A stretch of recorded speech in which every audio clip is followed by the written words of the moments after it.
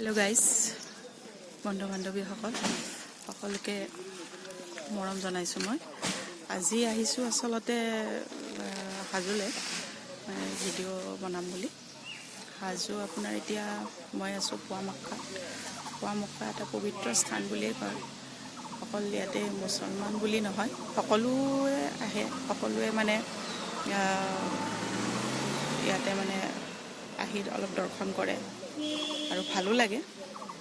এইটো সকলো সম্প্ৰদায়ে ইয়াতে আহি পেলাই সেৱা সৎকাৰ কৰিব পাৰে। বহুত ভাল লাগে। গতিকে আহকচোন চাওঁ কি আছে পুৱামক্কাত। মোৰ লগতে আপোনালোকেও অলপ উপভোগ কৰক। আৰৱলৈকে গৈ পেলাই আমি মানে ভিডিঅ' কৰা বা তাত গৈ উপাসনা কৰাটো আমাৰ সকলোৰে কাৰণে সম্ভৱ নহয় বা সহজ নহয়। এইখনো এখন দ্বিতীয় আৰৱ বুলিয়ে কোৱা হয়, পুৱামক্কা বুলি কোৱা হয়। গতিকে আমি ওচৰতে আছোঁ যিহেতুকে এবাৰ দৰ্শন কৰিলোঁ, আৰু যিহেতুকে এইখন তীৰ্থস্থানে হয়, গতিকে বহুত ভাল লাগে। ইয়াতে আহিব আপোনালোকে। ইয়াতে গেষ্ট হাউচো আছে। যিসকলে দূৰণিৰ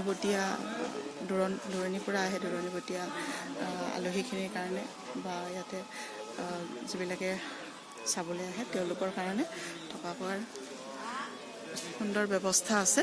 গতিকে আহিব আপোনালোকেও, আহি পেলাই এবাৰ চাই যাবহি। মোৰ কিন্তু ভাল লাগিছে, আপোনালোকে কি কয় নাজানো, মোৰ যথেষ্ট ভাল লাগিছে। কিবা যিকোনো এনেও পবিত্ৰ স্থান, তীৰ্থস্থান, ইয়াতে হিন্দু মুছলিম এইবিলাক সম্প্ৰদায়ৰ কথা আহিয়ে নপৰে। তীৰ্থস্থানে হয় বুলি আমি জানো। গতিকে যথেষ্ট ভাল লাগিছে। আপোনালোকেও আহিব এবাৰ, নিশ্চয় আহিব আপোনালোকে। আহক, আমি ইয়াতে তৌফিক হুছেইন বুলি যিজন প্ৰেচিডেণ্ট আছে পুৱামক্কাৰ তীৰ্থস্থানৰ, তেখেতৰ লগত অলপ আলাপ আলোচনা কৰোঁ। আচলতে ইয়াৰ তাৎপৰ্যনো কি, তেখেতৰ পৰা কিছু কথা আমি জানি লওঁ। যিহেতুকে আমি চাবলৈহে আহিছোঁ, দৰ্শন কৰিব আহিছোঁ দৰ্শনাৰ্থী হিচাপে। গতিকে বহুত কথাই নাজানো, আৰু যিখিনি জানিছিলোঁ হয়তো ভুল কিছুমান কথা জানি আছিলোঁ। আজি আমি প্ৰেচিডেণ্ট তৌফিক হুছেইনৰ পৰা কিছু কথা আমি জানি লওঁ, আৰু তেখেতৰ মুখেৰে আমি গোটেইখিনি কথা ভালকৈ জানি আপোনালোককো জনাই লওঁ। ঠিক আছে, ধন্যবাদ। কওকচোন দাদা। মানে মই এইটো জানিব বিচাৰিছোঁ। হয়, সংক্ষেপতে কওক আপুনি। ইয়াত আহিছে, হয়, যি জেগাত আহিছে, এই মাজাৰটোৰ নাম হৈছে হজৰত শ্বাহ চুলতান গিয়াছুদ্দিন ৰহমতুল্লাহ আলাইহি। হয়, তেখেত খুব ইৰাক বাগদাদ চহৰৰ পৰা আহিছে। হয়, বাগদাদ চহৰত সেই সময়ত ৰজা আছিলে তেতিয়া। হয়, ৰজা থাকি তেওঁৰ শাসনভাৰ ল'ৰাক চমজাই দি হয়, তেওঁ 69জন শিষ্যৰ সৈতে ধৰ্ম প্ৰচাৰৰ কাৰণে ওলাই আহিছে। হয়। এইটো প্ৰায় আপোনাৰ 950 বছৰ আগৰ কথা কৈছোঁ মই। কিমান বছৰ আগৰ কথা এইটো? প্ৰায় 950 বছৰ আগত। 950 বছৰ। হয়। আহি ইয়াতে আপোনাৰ বহুত জেগাত ঘূৰিলে তেওঁলোকে ক'তো মানে সুবিধা নাপায়। এই ঠাইখিনিত আহি ইয়াতে তেওঁলোকে বহিলে, বহি ইয়াৰ পৰা ধৰ্ম প্ৰচাৰ কৰিছিল। হয়, গোটেইখিনি মানুহ লগ লাগিছিল, হিন্দু, মুছলিম, শিখ, বৌদ্ধ। গোটেই আগতে আহিছিল, এতিয়া কম হৈছে বৌদ্ধ ধৰ্মৰ মানুহখিনি আহাটো। হয়, হয়। তেওঁলোকে ইয়াতে আহি এটা সমিলমিলত তেওঁলোকে ইয়াতে আছিল, ইয়াৰ পৰা বাৰ্তাবিলাক পঠিয়াইছিল। আৰু থাকি তেওঁলোকৰ লাষ্ট অন্তিম অৱস্থা তেওঁৰ মৃত্যু হ'ল। এই মৃত্যু হোৱা তেওঁ সেইজনে আহিছিল শ্বাহ চুলতান গিয়াছুদ্দিন ৰহমতুল্লাহ আলাইহি। শিষ্যসকলৰ মাজত আছে ওচৰে পাজৰে আখাৰে, কিছুমান চিনাক্ত এনেকুৱা হৈছে কৰি তেওঁলোকে মানে ইণ্টেকাল হ'ল। তেতিয়া ৰাস্তা নাছিলে আপোনাৰ। তেতিয়া খোজকাঢ়ি আহিছে, মানুহখিনি খুব কষ্ট পাইছিলে। আৰু তেতিয়া কম আছিল মানুহৰ খুবটো। এতিয়া মানে সময়ৰ ফলত গোটেইখিনি চেঞ্জ হৈ গ'ল, ৰাস্তা ঘাট হ'ল, বহুতখিনি ডেভেলপ হ'ল, উন্নতি হ'ল। তাৰমানে এতিয়া মানে আমাৰ মুছলিম কথাটো কৈছোঁহে, আহে আমাৰ হিন্দু আই ভনীসকল যিটো হাৰত আহি আছে এইটো আপুনি ভাবিব নোৱাৰে হয় হয় হয় তেওঁলোকে প্ৰাৰ্থনা কৰে প্ৰাৰ্থনা তেওঁলোকৰ মনৰ যিটো কামনা আছে হয় সেইটো পবিত্ৰময় তেওঁলোকে ইয়াত মানে তেওঁৰ ওচৰত অৰ্পণ কৰে সেইটো বহুতে তেওঁলোকে যিটো মনৰ কামনা সেইটো পাইছে আৰু মোক আহি কৰিছে হিন্দু আই ভনীয়ে কৰিছে কোভিড কালতো আহিছিল বহুত কষ্ট তেওঁলোকে ভিতৰতো যাব নোৱাৰে তেতিয়া কোনো মছজিদে হওক বা মন্দিৰে হওক তেওঁলোকে কৈছে যে আমি বাহিৰৰ পৰা হ'লেও আমি সেইটো কৰি বা আমি গুচি যাওঁ এনেকৈ তেওঁলোকে আমি বাহিৰৰ পৰা আহিছোঁ এনেকৈ চলি আছে আজিলৈ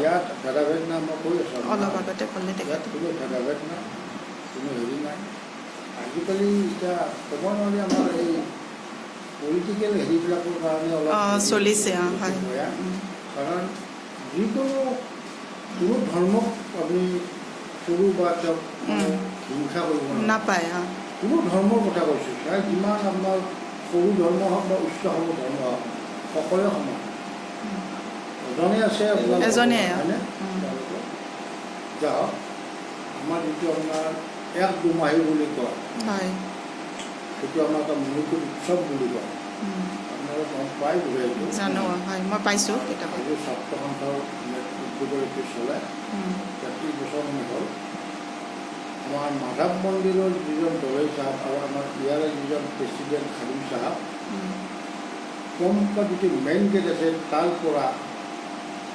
প্ৰচেছন কৰি মাধৱ মন্দিৰলৈ সিদিনা যোৱা হয় প্ৰায় 2 লাখ 2.5 লাখ মানুহ তাতে গেদাৰিং হয় মানে আপোনাৰ গোটেই সম্প্ৰদায়ৰ মানুহখিনি তাত সিদিনা গোট হয় তেওঁলোকৰ ধৰ্ম অনুযায়ী তেওঁলোকৰ নিজৰ নিজৰ পোচাক পৰিধান কৰি সেইমতে এইটো আজি চলি আছে প্ৰায় ৩০-৩৪ বছৰ ধৰি এইটো এটা আমাৰ ভাল নিদৰ্শন আমাৰ গোটেই মানে অসমখন ভাৰতবৰ্ষৰে গোটেই পৃথিৱীৰ মানুহে সেই মানে সিদিনা প্ৰগ্ৰামটো চাই খুবেই ভাল পায় সিদিনা তাৰ পিছদিনাৰ পৰা আমাৰ ইয়াত মানে উৰুষ বুলি কয় উৰুষ মেলা আৰম্ভ হয় যিটো মাঘী পূৰ্ণিমা সেই পূৰ্ণিমাটোৰ আপোনাৰ লাষ্ট জোনটোত আপোনাৰ পূৰ্ণিমা হয় অজস্ৰ লোক হয় প্ৰায় 4 লাখ 5 লাখ মানুহে হয় গোটেই পাহাৰে ৰাস্তা গোটেই মানুহ আপুনি ক'তো ঘূৰি দিব নোৱাৰে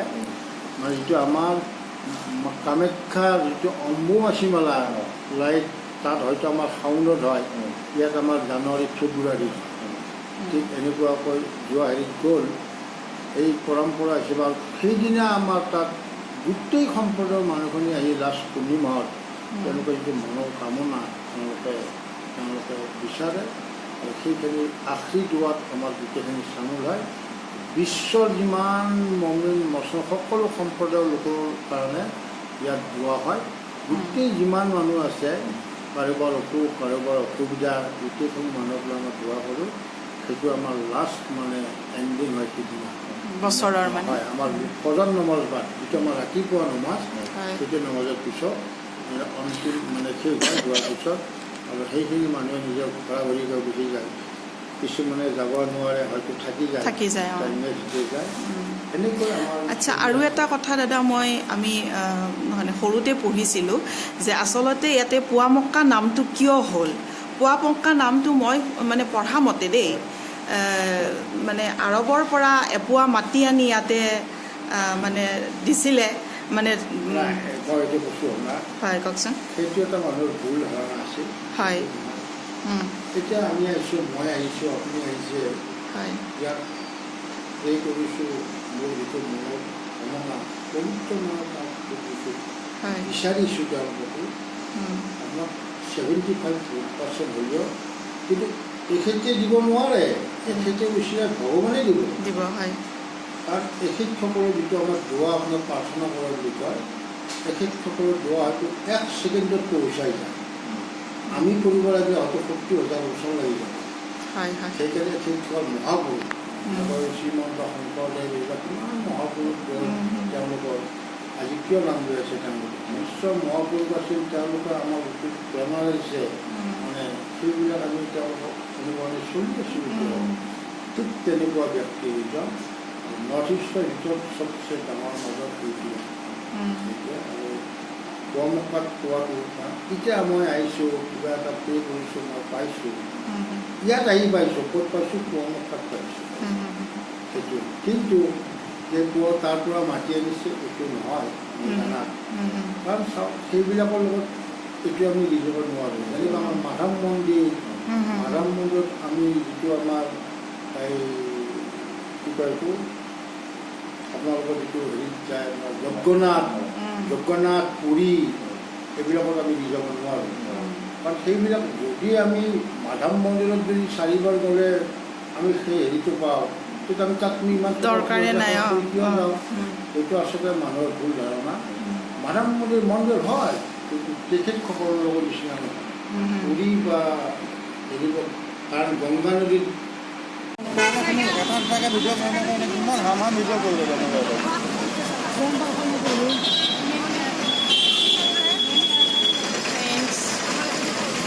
আমি মানে আহি পালোঁ ঘৰৰ পৰা এতিয়া আমি এতিয়া যাম নিজৰ ৰুমলৈকে গতিকে আজি ভিডিঅ'টো ইয়াতে সমাপ্ত কৰিলোঁ ভাগৰো লাগিছে লং জাৰ্ণি হ'ল আৰু বহুত গৰমটো বহুত বেছি ভাগৰো লাগিছে গতিকে আজি আৰু বিশেষ একো নকওঁ আপোনালোকক পুনৰ নতুন এটা ভিডিঅ'লৈ